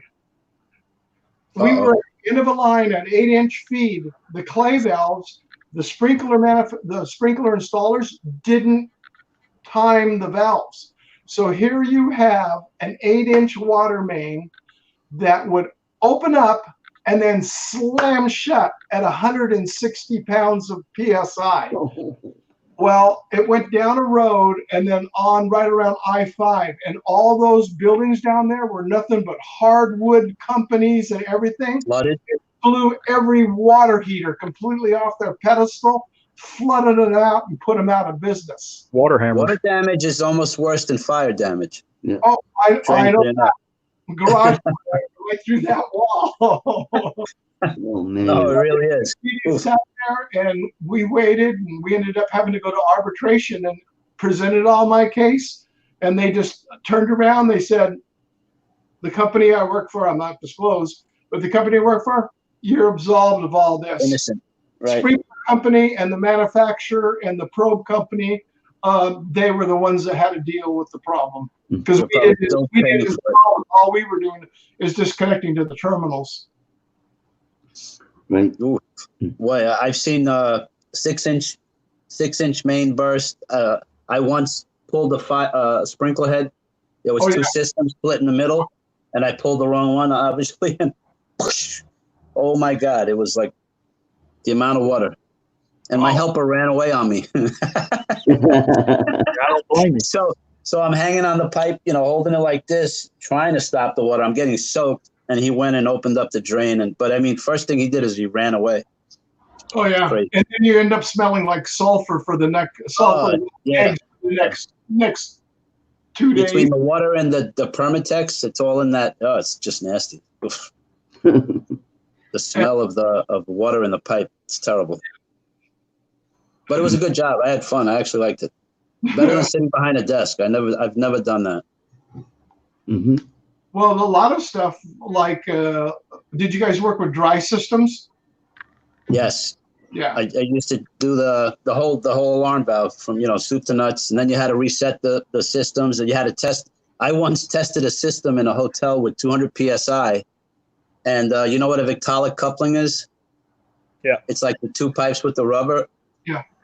I got that little, and I was losing pressure, so I tightened it with a what do they call those? Wrench. Yeah, but it's not an actual wrench. It's more like a socket, like a big socket wrench. The things were big, and I cracked the Victolic because I tightened it up so hard. Boom! Imagine 200 pounds of pressure, and just as I tightened it, my head came down from the ceiling. That was up top. Otherwise, I don't know. I would have got my ears and everything blown. But even 200 pounds of air pressure, the smoke that came out because of all the dust and everything. Yeah, I've been through some close calls. One time I was 92 feet in the air. They had a fire at I guess it's a dump, where they have the hoppers, they pick up the garbage and they throw it into the furnace or whatever. So I'm on these things that hold the cranes up at top. One guy was supposedly, left, right, stop, I'll go up, and the other guy was working the dump because you couldn't just stop business. Anyway, these things are the size of like a train car, if not bigger, and just as heavy. And he hit one just as I was coming off the ladder. I never forget, the ladder just went, I came off, and he goes, "Where do you want to go next?" I said, "Down and home. I'm out of here." That was like so scary. It was the scariest thing. I mean, you really put yourself potentially in harm's way in some of these construction jobs. Oh, yeah. Yeah. I mean, I've never been really afraid of heights. I mean, I used to rock climb. I mountain climbed. Okay. And, so we would have to go up as electricians, when you're working as just a regular electrician, tower cranes in order to put the clearance lights up on the tower cranes. Wow. So, you're up in the air typically around 225, 240, sometimes a little higher depending on the building. And then you start getting out on the tail end, on the counterbalance end for the one light, and then you've got your headmast light that's got to go out all the way out in the tip on that tower. And that's when you watch these cranes over here, and the wind starts to come up, and we have Santa Ana winds started to come up. The crane operator told me, he goes, "Get your butt back here." He goes, "You're not getting out there. We're going down." And then he turned the crane so it's going to flow with the wind. Right. Mm-hmm. Yeah. Do you remember something called the Hefty Hermans? Like basically a rolling scissor lift. I had a guy that he used to rock them and get the wheels to come off. He thought it was fun. It's like, that's not funny. Stop. I almost hit him. And then they have cherry pickers. Those were kind of fun to use. Oh, yeah, especially when you get one with a 100-foot boom up there. You move in that basket, that whole entire base unit starts moving. Yeah, but it was a fun job, that whole experience. I did it for 10 years. Wow. Hard work. Chris knows a lot about that kind of stuff. What does Chris do? A little of this, little of that. Oh, okay. I work in the I'll keep it short, but I work in the natural gas industry, and we deal with. Produce it? Just kidding. I don't produce it to resell. for resale. We take and process it, clean it up, store it in the ground, transport it in pipes across the United States. And you're talking about 200 pounds water, Victrolic coupling busting and stuff. I deal with pressure that's in the range of about 3,300 pounds now. Right. Wow. And our pipe is like 1 inch thick. It takes a welder about 8 hours. 2 welders, 8 hours to make a weld. Really? Oh boy. How wide are these pipes? Huh? What diameter? 16. What? 16-inch? 16 inch by, we call it 1,000 wall, 1 inch thick. Right. Sometimes a little thicker. Right. It takes a while. And- Then they hydro them to like 5,000 pounds with water on them for 8 hours. Test? To test it. Right. Mm-hmm. And how long are these pipes? 10 feet, 20 feet each? How Or long? they're separate? Oh, it could be a mile. It could be 50 miles. No, I know, but each section, because I remember we used to get Joint's 10 probably foot about 6 and then 21 foot pieces or 20 foot pieces. I'm sorry, 30 foot. 30 feet? 30 foot stalks is what they come in. Yeah. Gotcha. Excuse me. Yeah. So yeah, we deal with pressure. Been doing it since we used to deal with it up to 3,500 pounds, and they've derated some stuff over the years. Wow. Now, So you run the pipe? You say you run the pipes? I don't run them. No, we operate them after they give them to us. Oh, once they're installed. Yeah. Right. I understand. We'll operate, maintain them, keep the CP up on them. Don't overpressure them. Take care of the valves and the relief valves that are on the system. right. Stuff like compressors. We got Are there compressors. safety, I guess, measures just in case something, shutdowns or cutoffs? Yeah, high pressure alarms. It'll shut it in. They got low pressure alarms if it gets too low. Too much flow rate. They'll shut it in. Gotcha. Always alarm. It looks like our control room's kind of like them guys got 8 20-inch monitors they look at Right. on a 4 schedule, and there's so many alarms I can't even comprehend how many alarms and shutdowns come into the station. Just where That's I good. work. Safety. It's safe. Yeah, every shutdown gets tested every so often. We'll shut them down with the shutdowns. Wow. That's why I had to step away a couple of times, because I had some guys out working on some stuff this evening that failed, but they got it going. That last phone call was a good phone call. Now, is OSHA something federal? Yes, It is. It's all states, right? Mhm. OSHA. Now there's FMSHA, Which is? it's federal pipeline something. Steve Carpenter and them had a well blowout out there in California, and it blew for how long, Steve? 6 months. Yeah, easy. And Wow. the company wouldn't let them light it off. If they'd lit it and let it burn, the emissions would have been nothing. Yeah. But the California wouldn't let them light it off. So then you had that emission going in the air for 6 months. Then they come out with a bunch of new rules, and it's the trickle down effect. Now we're getting them Yeah. in Texas. Texas already had pretty stout rules, because there's been a couple of accidents, and each accident always starts new rules. So Yeah. They had the infrared cameras up there that were showing it. You could actually see the particulates going up in the air. They had to evacuate all the people out of there. People had to move out of their homes, respiratory problems and everything. Where they to burn it, that would have been solving the problem. But oh no, we can't do that in California. That's practical. it'd have been a big, pretty orange blue flame. Yep.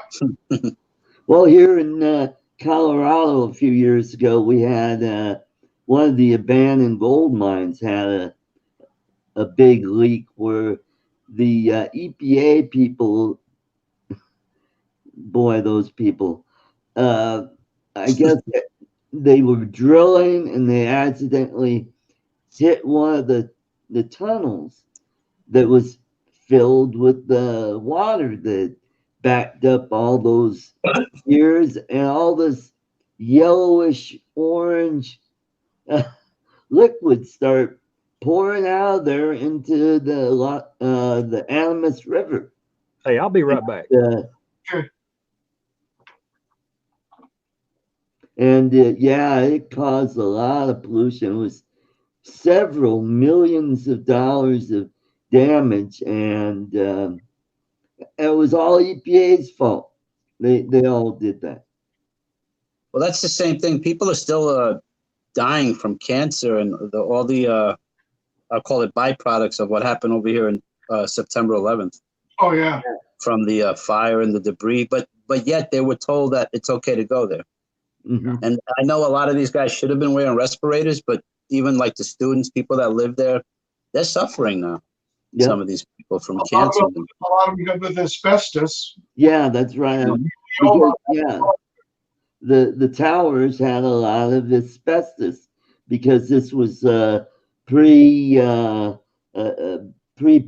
era, because those buildings were built in the late 60s, early 70s, before they stopped using asbestos. So yeah. Well, asbestos is really interesting because I've worked around it, and Me too. Around the fireproofing. So the fireproofing material on buildings and stuff like that. We used to spray it with water before we messed with it.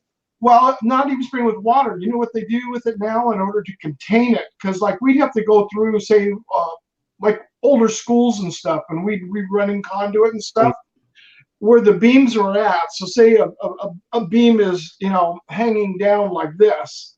So what they do is he would come in with a Huffman sprayer, and it was filled with water-based latex paint and water, and they coat the whole entire stuff. And then he would just go with a saw and just go up, up, and up, down, put it in there, then have the containment bags, scrape it off with a putty knife, go in there, and then rinse the rest of it down, seal it with the rest of the paint on there, so in case any of the beam got, scratched away, and they sealed it up. You come back 2 hours later, and we could start working. Right. We used the C-clamps, C-clamp with a threaded rod. Oh, yeah. We just used to wet it and just, I don't know, probably not the safest, wet it and scrape off just enough for the C-clamp to hold, run the rod, and keep going. Yeah. Oh, yeah. But I've been around asbestos. So far, so good. Yeah. Yeah. Well, I'm going to have to split out of here. All right. Well, thank you, Steve. Yeah, I think it's about that time to shut this bad boy down. We've done an hour and 45 minutes. I think you're gonna have a lot of hours for this show. There you go. Great. We're on for another 15 minutes and hit the 2-hour mark, Art. Well, thank you for inviting me on, sir. Carlos, thank you for allowing me. Steve. And everybody in the chat, Tomas, Indigo, Reno, excuse me. Start. Excuse me. Chris Hope. Well, Chris Hope is still here. Steve Mack. And the grumpy vlogger taking his nap. Yeah. Chris is back. All right. See you later, sir. Take care. That's all right. Take care. All right. Good night, Chris. Good night. I'll possibly catch you tomorrow for your flight. Yep, if I'm not out flying myself. 7:15 Central Standard Time for us, guys. All right, sir. Good night. Good night, Art. Good night, Carlos. Thank you, Art, for having me. Well, you're welcome, and it's always a pleasure having you. And so hunting season's coming up. So where are you going? I got a place out west of here, well, about 4 hours from my house. I go hunt at, and I just got a place right here at the house. I'm fixing to start hunting. Like 200 yards from my house. So now I saw your picture of the fish that you caught.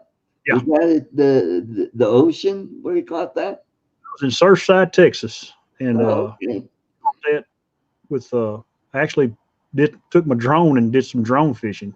Oh, wonderful! What kind of fish was that you caught there? Black drum. No, the fish.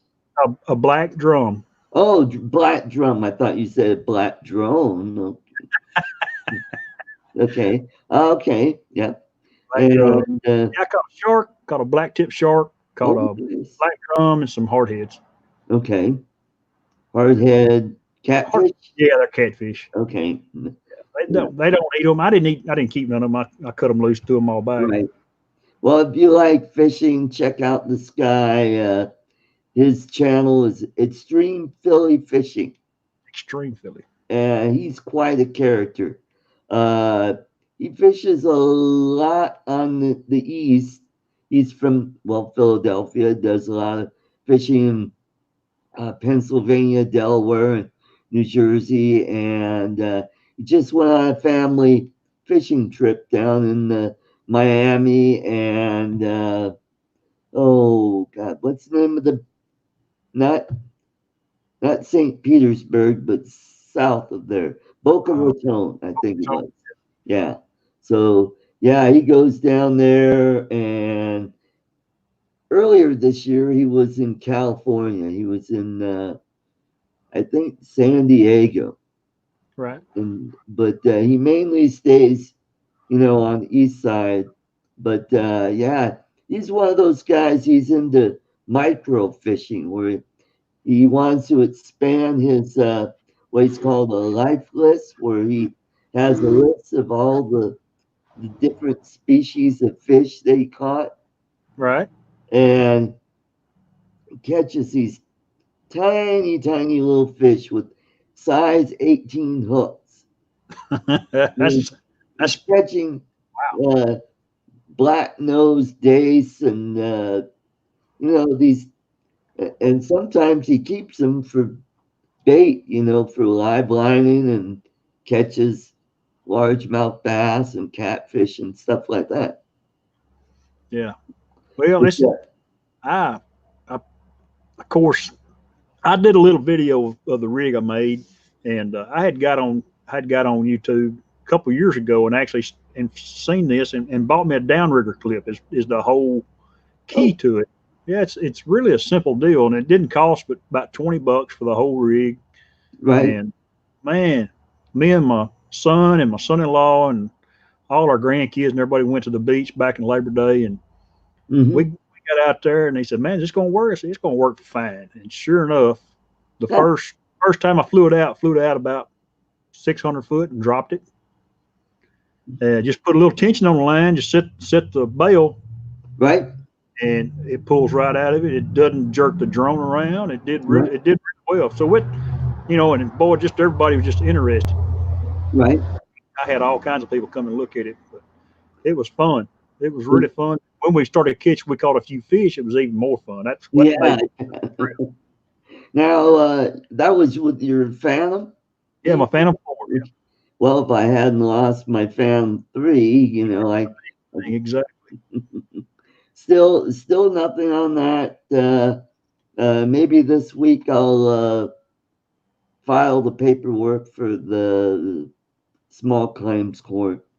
Yeah, good luck with that, man. Yeah. I just can't believe the guy just threw it in the trash. I just don't. I don't think he did. I think he kept it.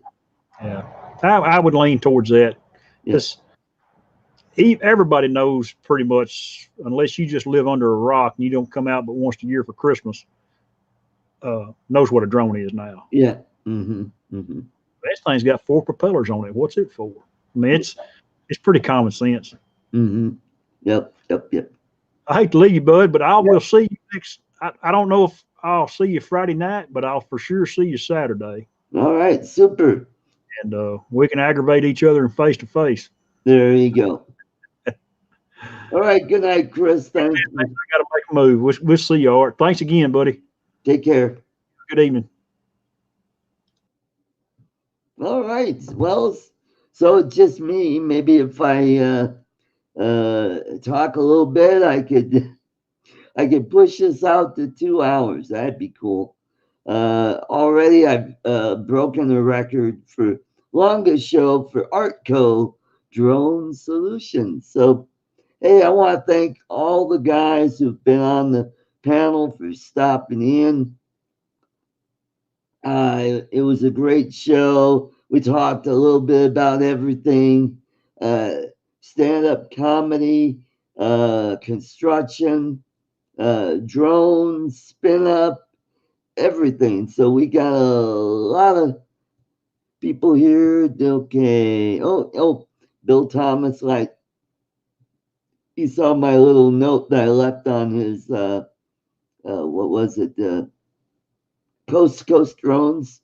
Tell everybody to, hey, come on down here, be part of the panel, and have some fun. So I'm going to go over here. Let's check on YouTube. Yeah, Steve Mack, thank you. Grumpy and Curtis, thanks for stopping in.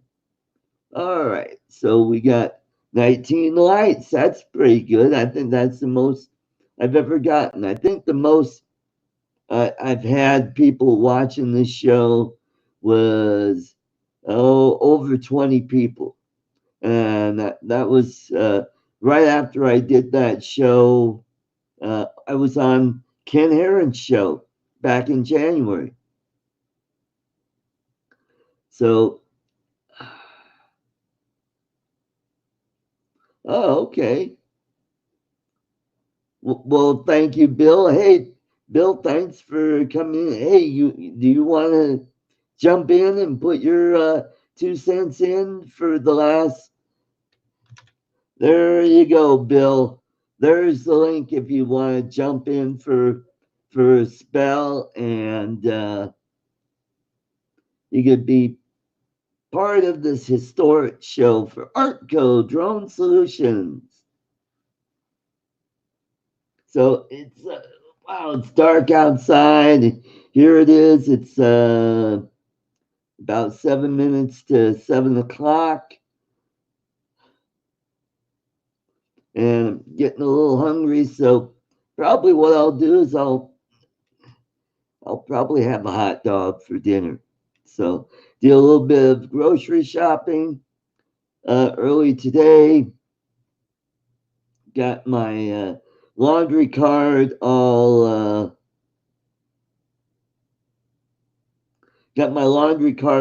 charged up, so I gotta do some laundry either tonight or tomorrow morning. Well, thanks for stopping in, Bill. Wish you could have made it to Spin Up. It would have been great to see you there. We'll get to see some of your cohorts down there. I know Marcus will be there. Bill Horos will be there, and Val, his lovely wife. So it's going to be a great crowd. So it's going to be a little bigger this year. I think they've got over 100 tickets sold. So that's pretty exciting. So I'm looking forward to listening to some of the speakers there. Jason Shepard from Remote Pilot 101, maybe give us the scoop on any changes in the test. Hopefully, it'll be a little bit easier and to a little bit easier to study for. Not that his course is hard. It's just that some of the questions, boy, the FAA, they love to get you with those trick questions. So it'll be interesting to hear anything on that. Are they going to shorten the test a little bit? Or are they going to lengthen it? More questions? Or are they going to be more heavy on the charts? Or are they going to be more heavy on the weather? Frankly, I think they should stick to his charts, but the weather, I mean, how many drone pilots are going, gee, I wonder what the dew point is this morning. I better not fly. No, we just grab our trusty little app that gives us the weather report, and we go, oh, okay, the winds aren't too strong, we can go flying. So we're good to go.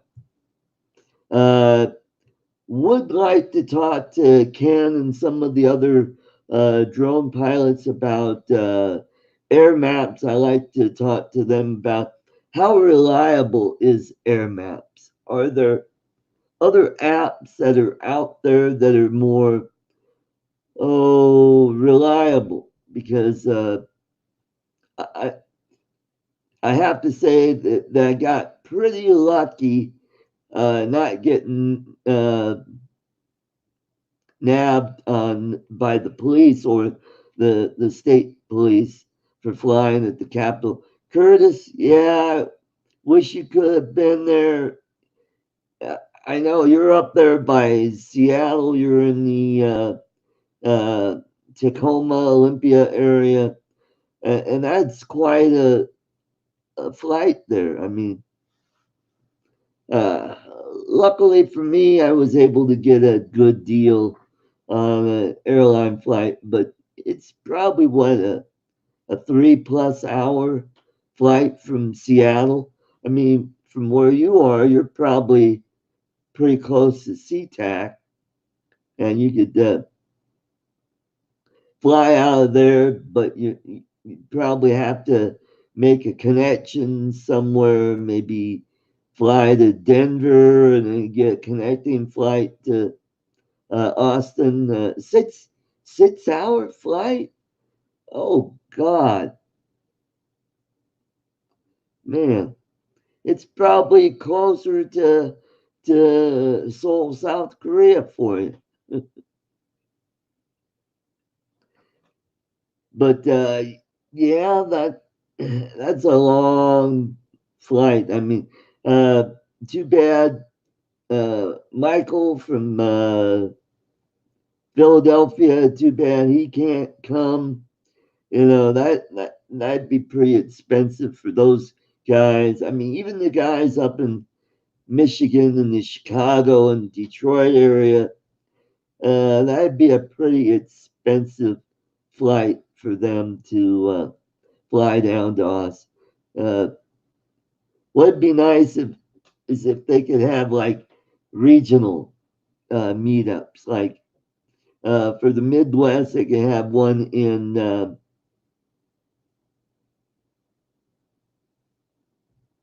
They should have one in like Omaha, and then have one on the West Coast. You know, maybe in Vegas or maybe where else? Salt Lake City or Reno, Nevada. You know, or yeah, those areas. Then you could have regional places, and you could have one the southeast, maybe in Atlanta area, and then in the northwest, maybe you can have one in Cincinnati or Pittsburgh would be another good place. The Denver Airport. Where is the Denver? You mean the Denver Airport? Yeah, I would love to go to Ireland. That's also on my bucket list. I've got to go to Europe, because that's where my family came from. Last name Carlson. We came from the Stockholm area. Would love to go to Sweden and take a look around there. And I also have ancestors from England. I want to check out England, Scotland, Ireland.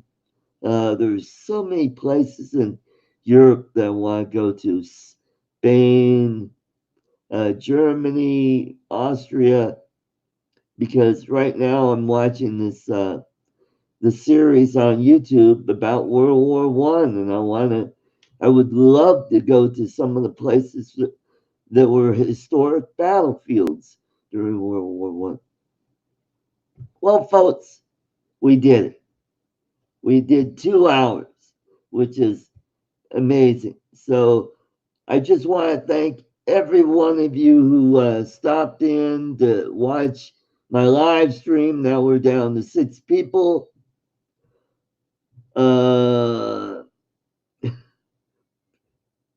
So we had a good crowd tonight. So I want to thank all you folks for stopping in, and I want to wish you all a good evening here in states, good morning to you, Tomas O'Sullivan, and everybody have a great weekend, and I will see a lot of you at Spin Up next week. So take care, God bless, and we'll catch you next time on Artco Drone Solutions. See ya.